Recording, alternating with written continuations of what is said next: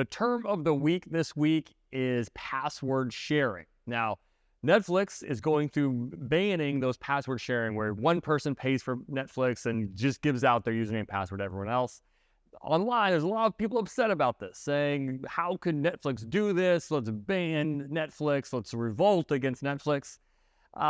Let's ask, really, who are the people upset? Those specifically are probably the ones not paying for it anyway. It's almost like me being upset with a policy a tanning salon makes. I'm not a paying customer of a tanning salon. I'm a ginger. I would burn very, very easy. So what are we really worried about are those paying customers of Netflix. If we can convert even 5% of the non-paying customers to come over and pay for it, that's a win in Netflix's book. And here's the macro situation, what's going on with Netflix and every streaming service. Every streaming service is having a hard time right now. They're all.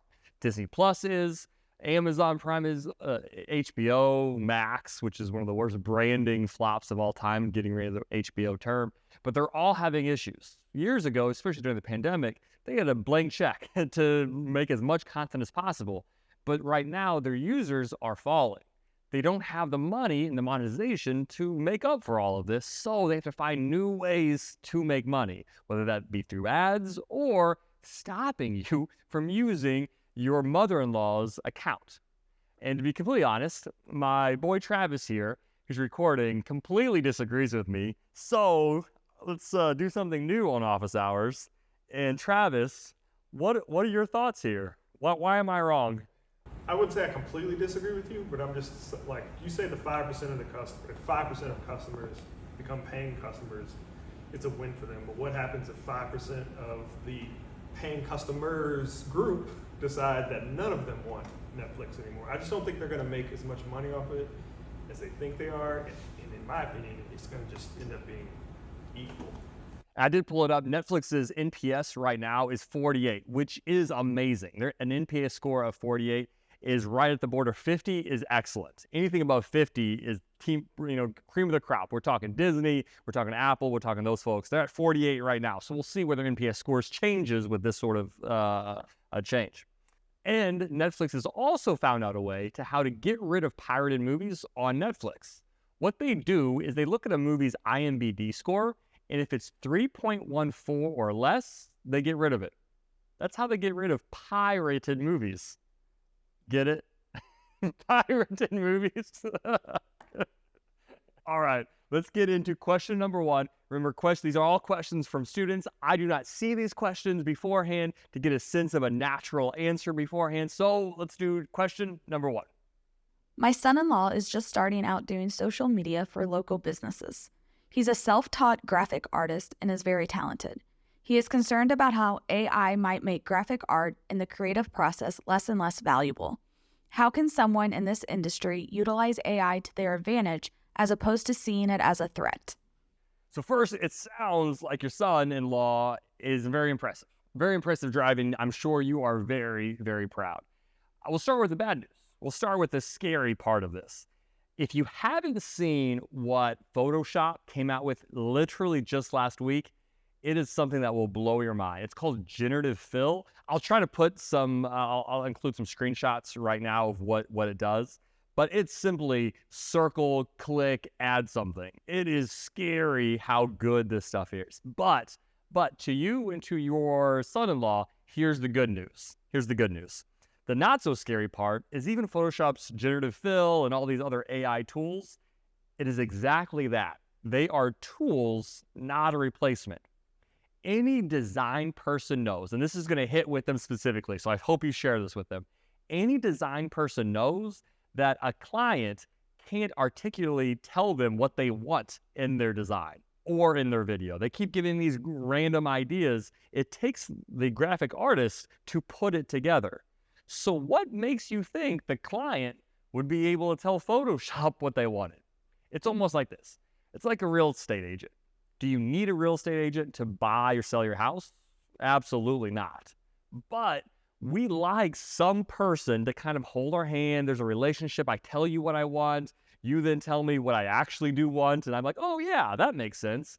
There's that relationship factor. There's the person who knows the right questions to ask, the person who has the creative eye and the creative brain to put it all together into a package that the client, these small businesses, they didn't even know they wanted to begin with. So really, with your son-in-law, it's really figuring out how can he use these tools. And if he's driven, as you say in this question, he's going to figure those things out. Just like he figured out Photoshop to begin with, he's going to figure out generative AI, generative fill, all these new AI tools, but make sure that he's adding that tool into his tool belt right now, not remaining complacent and just doing the same old, because there's going to be someone else's son-in-law, much younger, that grows up with that technology, right? So it's always figuring out, flexing those muscles. But yes, it is 100% a positive tool to add to a tool belt. Okay, question number 2. What advice do you have for those of us who are going back to school for a career field switch? First, it's a good time to be you. First, going back to school, especially for a career change, is hard. Going back and getting another degree is hard. Good on you to have that grit, that determination to do that, but also the people around you, your family, your friends, being supportive behind you. So it's good to be you right now. The big change is going to be time management. It's this big thing in your life that you're going to have to dedicate time toward that you were dedicating to other things. So time management is one key component, but if you have a key group of individuals around you to help you with that, it makes it so much easier. I did the same exact thing. I pivoted careers as well. I went from agency working for clients, mostly B2C clients, and pivoted over to academia full-time. And it's a switch. Most people have career changes, and go you for making that change. The majority of us, everyone watching this video, will have some sort of career change statistically, sometime, if not multiple times throughout your career. I recently had a conversation with a friend, and he was thinking about, right? He was talking about, should he get his master's degree, right? He was like, man, I'm going to be 40 in 2 years. Do I really want to go for a master's degree that's going to last 2 years until I turn 40? My response to him was, you're going to be 40 in 2 years no matter what.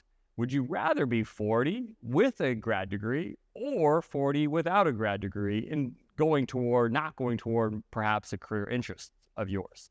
So it's all relative. It's absolutely all relative. It's not a great time to do it. It's not a bad time to do it. It's just, what do you have going on right now in your life? Where's the obligations and tasks, managing all of those balls at any given time?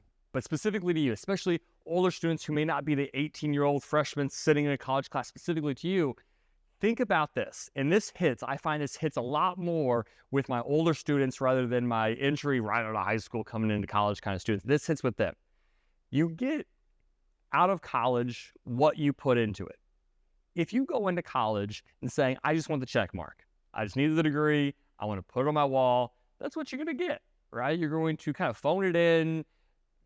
Any class, if you put enough time into it, you're going to pass it. But especially at your position, I would be thinking, man, I have a career interest, a career pivot that I'm looking for right now. I'm going to get the most out of this class as possible, not just a check mark, not just something I can put on my resume or my LinkedIn, etc. So do things like this. Think about those projects that you're doing at every single one of your classes and see, how can I apply this to my current job? Perhaps my current job isn't the career I want to be into, but maybe I can pivot. I can be in my current job, use this assignment and say, give it to a boss or another director, another department, and say, hey, I did this in my class. I want to show you. If I could help with something, right? I can just be a fly in the wall in one of the meetings. I just have an interest in this. Even though it's not my current department, it's a career interest. So use those assignments, and to tell you the truth, it's going to be more work, right? If you were just going to say, I'm going to do this assignment on Target because I go to Target all the time. Yeah, you're going to pass the class by doing that assignment. But if you take the extra effort and say, I work at this construction company and I'm going to do this social media marketing assignment for my construction company, that's going to take a little bit more time, but have some genuine gold internally that you can move within departments. Be part of those conversations. Even have mentorship Zooms, whether your professors in all your classes, ask them for a 20-minute Zoom to talk about careers. When I first became a professor, I thought office hours would be sitting with students and talking about NPS scores or analytics or how to build the best brand. No, 9 out of 10 of the meetings that I have with students right now, 9 out of 10 of them are career related. Not even with students come in with specific questions. They're just like, I just want to sit and I just want to talk. I want you to listen. I want to hear you listen. Just have an informal conversation about careers, what to expect, advice, pitfalls, all that kind of stuff. Do that, especially with any professors that have classes that you're specifically interested in. Or if you have guest speakers, ask them, especially as a student, use that title, student, current student, as a way to open doors. I'm a current student. I'd love to jump on a 20-minute Zoom with you, right? And ask you questions, have a conversation about this field, etc. That is what you're going to really get out of this. Those are extra steps, but if you put that extra effort into college, you will benefit dramatically. And here's the big thing too. Sometimes I hear about, students in the same situation as this, and they think that they're behind. You're not behind at all. 100%. Businesses appreciate diversification. Not just diversification as far as demographics and et cetera. They appreciate diversification in work past. In my agency, we worked right with branding, et cetera, and digital. I had a person who worked right with me who had a full degree and experience in agriculture, but he had insight and thought and views in a way that we just didn't have. We just didn't have whatsoever. So think about your past experience, not as a bug, but it is a feature as well. Right? It is something to pound your chest about, be proud of, but then start looking at those jumping opportunities. And here's the absolute truth. You don't need to wait until you have that degree complete. Learn what you're learning in these classes, but start applying. I'm always a big fan of let the market speak. Don't wait for a certain moment. Don't wait for a dream opportunity at the dream organization. Apply for them. You'll get 2 interviews out of 10 to 15 applications.